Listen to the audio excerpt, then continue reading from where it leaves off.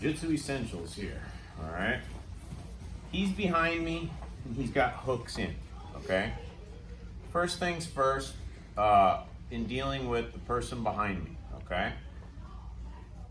The hooks provide him a kind of harness or a connection to me.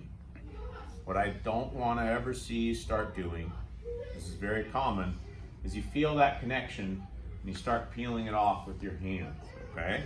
That's kind of, in my opinion, like the first rule, okay?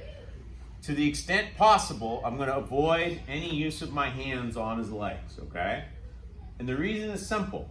As I start to remove that, I leave everything open up top, okay? To him being able to choke me immediately. So I'm not going to start using my hands to start peeling legs off, okay? There are going to be some unique situations where I might briefly use a hand on a leg or something like that. But that should never be your idea to like come down here, start peeling this off, and get yourself choked. If he's not any good, you can sometimes get away with that for a little while at white belt. You can just like come down, you start peeling, you start going, you're like, I know how to stop this. Like that will have it will have the worst possible track record over time with anybody who knows what they're doing, okay? So I gotta accept that that's there, and I'm not gonna be able to deal with that by using my hands.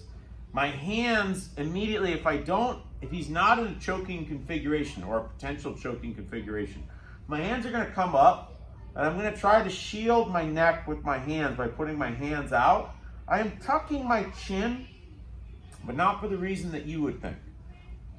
If he can go over my nose, or he can get below my nose, he can choke me, okay? I don't tuck the chin because I'm worried about him getting under my chin. Yes, it's worse in some sense if he's under my chin, but anything below the nose is a choke. So when I tuck my chin, it's actually more to keep the space below my nose defended than it is to actually stop him from getting in underneath my chin. This is not a defense. So if I were to allow him to get the choke on, if he knows what he's doing, keep going.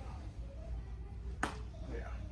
You will really not like it. It will probably break your jaw before it chokes you, okay? If he doesn't know good chokes, you get away with that, okay? But don't build that habit. I'm gonna be here like this, and my first order of business is I don't wanna let him bring his hands in to this zone, okay? Like I don't want him to get into that zone.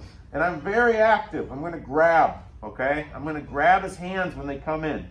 I'm gonna grab, but the second I feel them get too far away for me to have good control, I'm gonna let them go. Catch and release, like fishing, okay? I don't wanna do this when he comes in. Grab a hand, and now start to pull that hand back, and I start going with that. This is a mistake.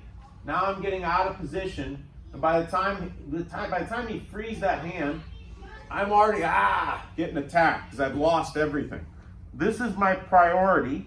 The grip is a temporary kind of solution where I make it a troublesome thing for him to try to get into where he needs to go, okay? I want you to practice that a little bit in with your partner, gripping just like a kind of Venus flytrap on his hands. Keep it. Once there's an overwhelming ability for him to pull that hand out, I have no interest in keeping his hand for any amount of time. I'm just trying to keep him from not getting into here. I'm buying some time for the things that we're going to do with our hips later, okay? 1, 2, 3.